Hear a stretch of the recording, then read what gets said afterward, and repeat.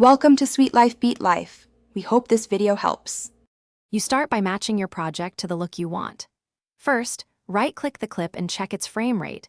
You need to know if it's 60, 120, or 30 FPS.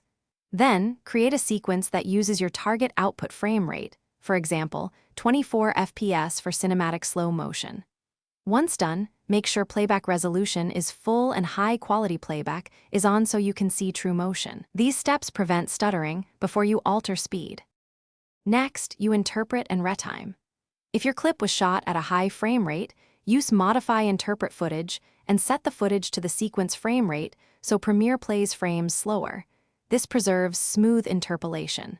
Then enable time remapping on the clip and add keyframes where you want slow motion to start and end.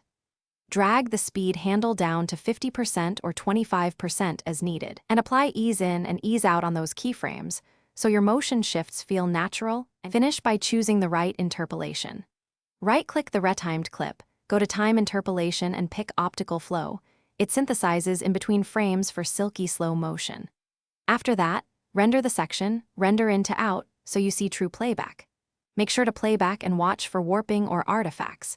If you see issues, switch to frame sampling or nudge the speed by a few %, because small changes can remove artifacts while keeping smooth motion. Export with target FPS. Thanks for watching.